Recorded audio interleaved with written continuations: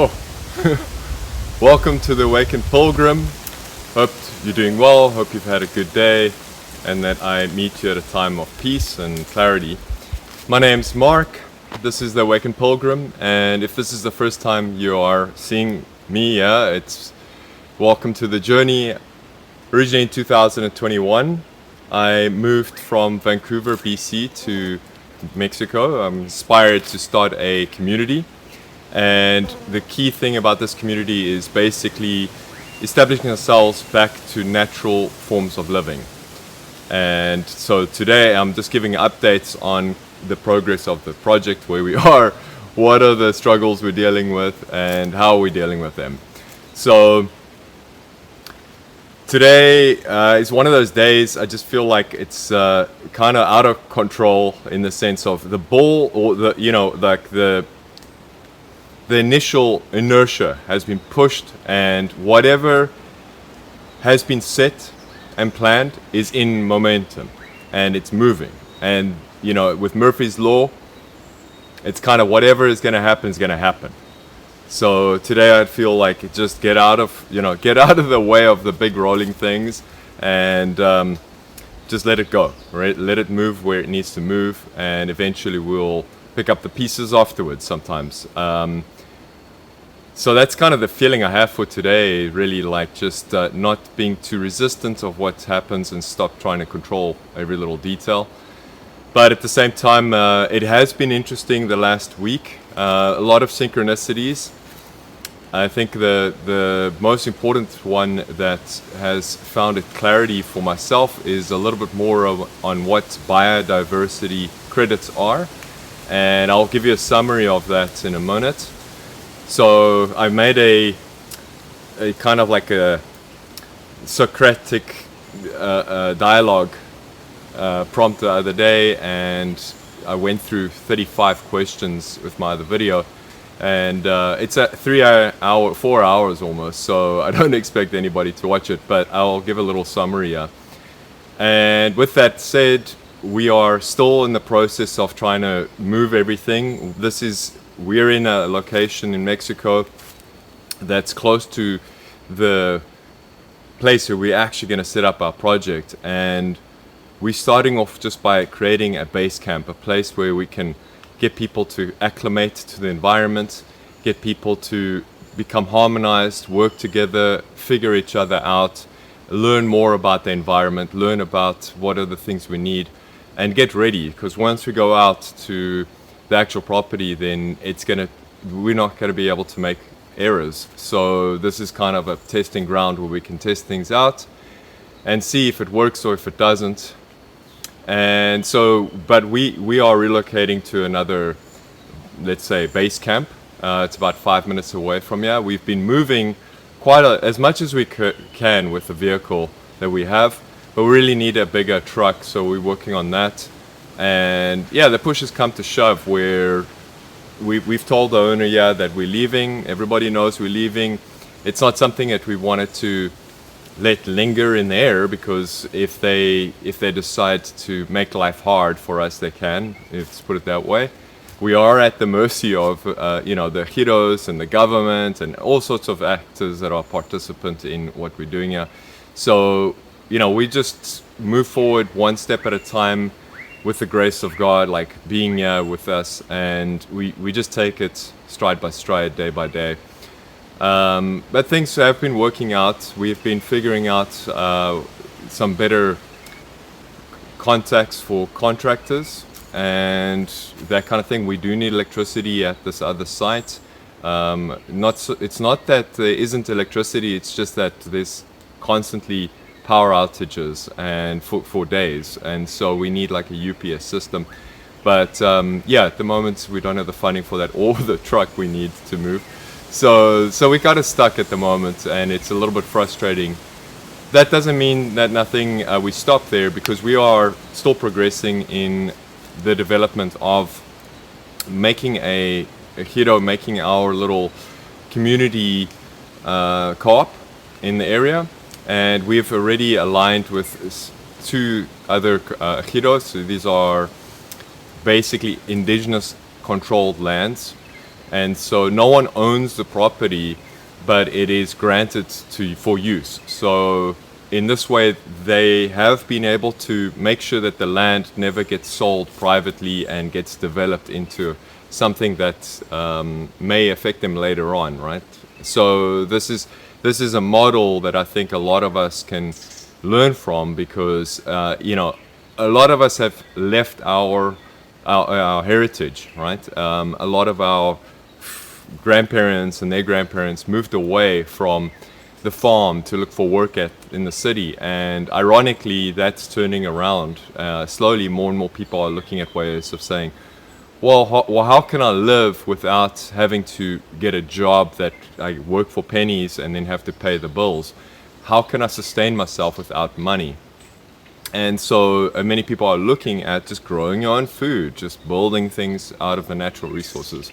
So that movement is moving, and I see that with a couple of different organizations. I've been working with ecohubs.community, and we've seen a lot of new people coming in, and we do need help there if that interests you. So the link is at the bottom.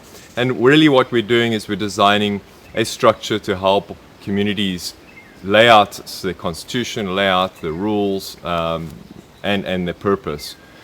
And part of that will be actually helping people to onboard to the biodiversity credits, and that will be maybe 50% of the communities might be interested. Now, let me summarize what this is. So we all know about carbon credits. I mean, if you've been under a rock, maybe not, but it's something that's been in the background, especially on a global, climate change. And so over the last 5 years, there's a lot of proof coming out to show there's a lot of fraud involved. There's a lot of double counting, just a lot of manipulation with the prices of carbon credits. And so governments kind of stepped away, saying, this isn't a very safe in market. And this has been going kind of subtly in the background on a global level. And I was delighted to find out that the carbon credits is obviously, that's a United Nations entity, but the biodiversity credits are supposed to be doing the job that the carbon credits were supposed to do. And that is really like looking at the benefit of regenerating land properly, not just taking land, I got ants, not just taking land that is already got, that is natural and virgin, and then claiming it as actually making a difference, but actually taking land that has been devastated and planting trees and rejuvenating that environment. So that's one aspect, that's what it's supposed to be doing, but it's also supposed to be focused on the interest for the goodwill of Indigenous peoples and their culture. So that isn't really something that's being promoted so much in biodiversity. It's a very complex aspect, but that's what we at this community are going to be focusing on, is really promoting, for instance, it's going to be the Mayan community. And what they need, they need a school, a proper Mayan school for, kids that will be able to learn the heritage of their traditions, learn how to live sovereignly, like grow your own food and build your own place. And so that way they have a chance to give themselves some time to be able to decide, do they want to stay and live in an environment where they can be sovereign, or do they want to get a regular job and go out? So the catch is that this little school, besides teaching Mayan, it needs to also incorporate the federal government standards. So we're working now with a couple of different interested parties, and we're looking at setting up some meetings there. So we have yesterday actually we did meet one of the teachers, Mayan teachers in the community, elder. So this is a local radio station, and basically Professor Joaquín was able to get a moment. He wanted to reach out to the local public and tell them about a situation that happened. Now, he doesn't have a pension, even he's not in the pension age yet, but basically, it's hand to mouth kind of living, and he lives a lot off the food that is grown and that kind of thing.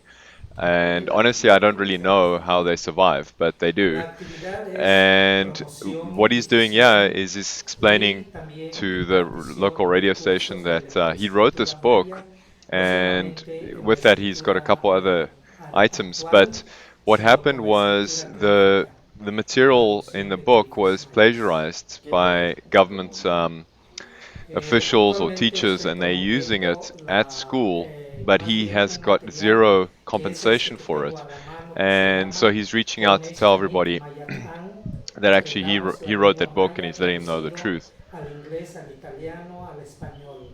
Este material So it'll be está interesting to see diseñado what the para reaction of the community is, principiantes, intermedios y and I'll avanzados y keep you up también to para date. But promotores, this is porque one of vale the este reasons certificado why a para lot of the enseñanza indigenous salvadoreña. individuals ¿Qué need es lo help que busca because they alcanzar? have been taken advantage of. Con esto quiero Joaquín, and yeah, so he's on board, and we're very excited about that. He's already got a curriculum available. He's got a library already that we can start to work from, and so he's got a lot of the implementation for the school. We just need the funding, and that's where the biodiversity credits come in. So the way this works is it's actually all nation to nation process where it's a self-audit process where the private companies in the area, for instance, they want to build a major development, maybe they want to build high rises or something, for the tourists, and there is a requirement for them to basically reduce their amount of carbon credits. So how do they do that? They usually go buy the carbon credits. But they have an alternative now, which is basically sponsoring a project. So if they're going to go build, a 3 or 4, 10, 12 million dollar building or business, that they can spend a fraction of that, maybe just even $50,000 or $60,000 on a project which actually regenerates and rejuvenates the environment and upholds the community culture, the indigenous culture. So our job over at this project is to connect with these companies, and there's a couple of different platforms for that already, and then basically get our project certified. And we're going to be starting off with a small one, which is bees, the Melipona bees, which is very important for us to grow food. It's just very important generally for the health of the people in the area, and this stuff is like gold. So once we start producing it, it's really going to hold a lot of value in storage. So we can use it as a trade backup, as something that our economy could actually be working off the value of the honey that's been produced, because it lasts thousands of years. So that's the key aspect that we're working with right now, starting with that, and we'll be one of the first or the first community to actually integrate this. And I was always worried about the fact that it's very UN, it's all about government, and there is an aspect of government involved, but it's mostly independent. It's mostly between the companies that are busy developing and the indigenous that are busy doing projects. And so the middlemen are minimal, in other words. It is a bit of a Wild West situation in the market at the moment, but my view on this is that it's just beginning. This is like the third year that this has been going on, this program. And the more I look into this program, what's going on, the more I see this is an entire new asset class, and this is an entire new economy that's being laid out. And with that comes a lot of opportunities. And so the beautiful thing about this is it really allows individuals to participate in living sovereignly and getting paid for it. And then on top of it, they don't have to go spend that money. They can save money because they are already well looked after from the resources from the land. So it's a win-win situation. Yeah, and that's kind of a whole new potential for individuals that want to live out in the land sovereignly, and get help in with the initial costs. And that's the beautiful thing that we all struggle with. So the information's there, the solutions are there, but we haven't been updated. We haven't been informed. It's not on the news, right? You've got to go look for this information. So it's something that I'm working with to implement as well with the Eco Hubs community. And hopefully in the future, it's going to be a lot easier for anybody that's starting in their country. They want to start a eco village and participate with the indigenous culture there, to participate in helping the reporting and so on, right? So it's a great career opportunity, really. So that was the major finding this week, really, for me. So with that, we have had some struggles with trying to get some funding. We are selling some of our equipment, like compressor. We're going to be selling that, and we have a pressure washer. We're also looking at selling. So that's kind of what's the situation. It's got to, like, at the end of the day, get some liquidity, sell some capital. Hopefully it brings us through to the next couple of weeks.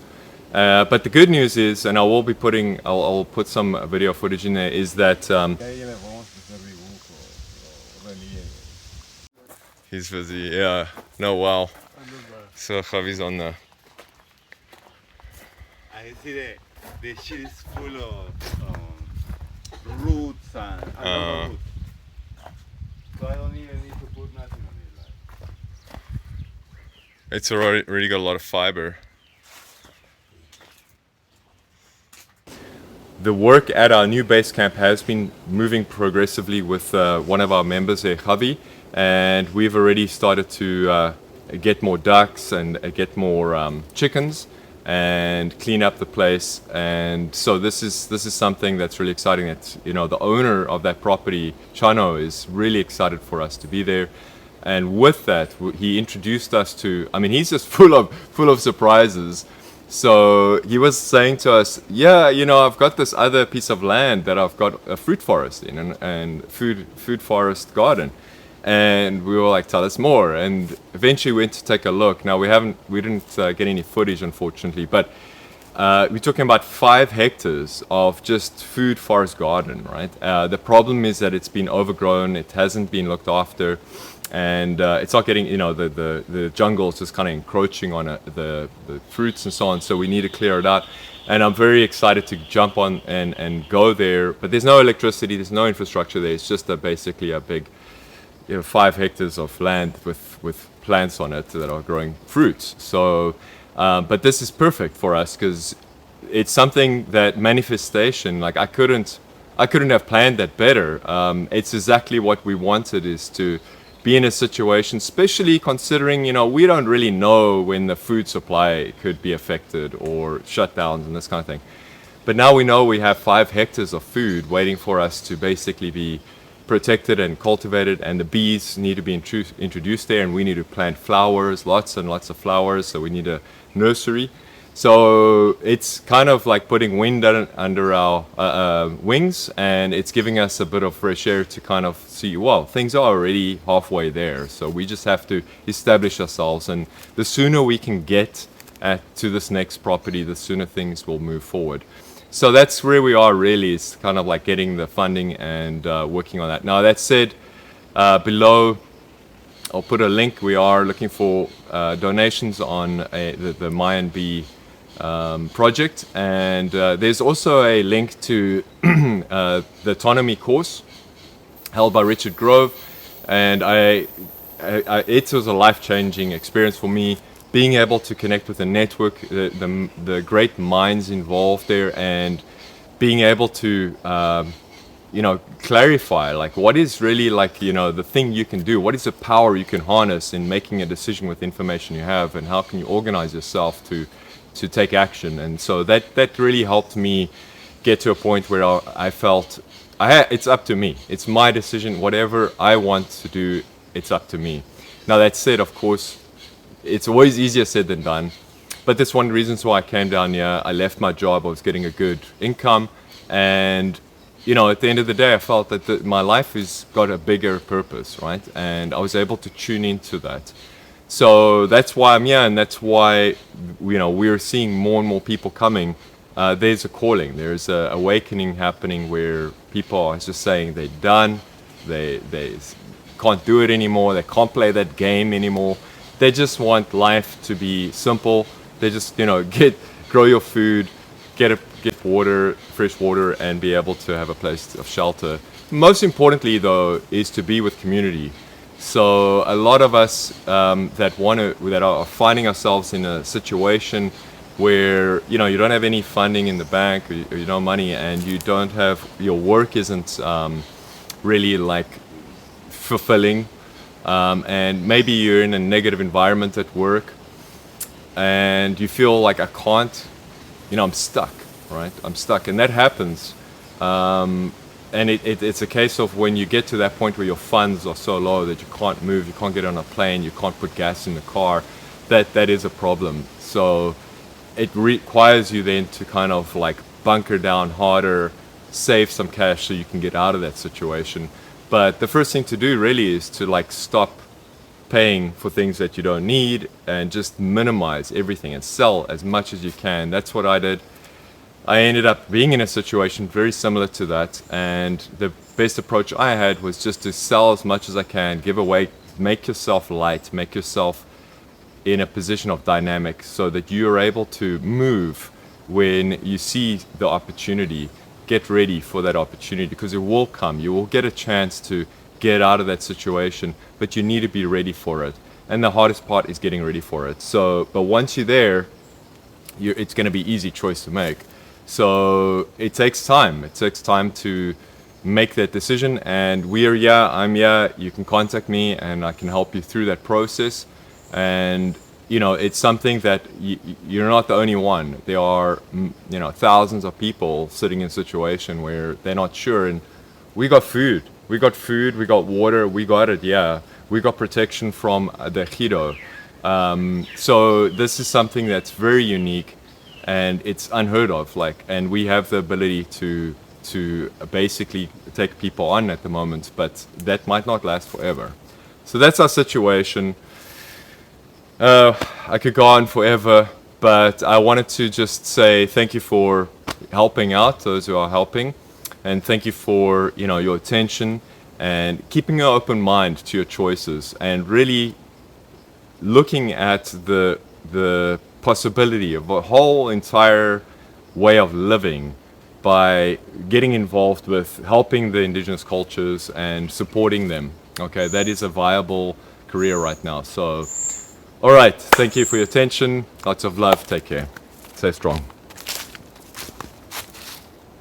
Autonomy is unlike any other educational offering on the planet. It's an incubator for growth, an accelerator for creating relationships, creating and establishing long-term relationships. It's an elevator of understanding and a generator for creating plans, expediting and solving life's problems and challenges, and overcoming the obstacles blocking your path. And doing so on a consistent basis with a calm, cool, collected atmosphere. It all happens here. And with nearly 1,000 graduates, I know what I teach works. I know you have the ability to learn it. I know it can work for you as well or better than it has for me. When I acquired these skills for myself, it was a struggle, because I had never invested that much in my own self-education. However, I would never have earned a 200-fold return on my investment in the first 5 years of applying these skills in the marketplace. That was a game changer for me. This is truly $1 million education, and everything I teach is what I've used for my own growth and success over the past 3 decades. Sharing the opportunity to do so is likewise a game changer for those who are willing to know and willing to learn and show up for themselves in the game of life. And with all that being said, I invite you to engage in finding out for yourself in the Autonomy Primer course. I'll see you on the other side.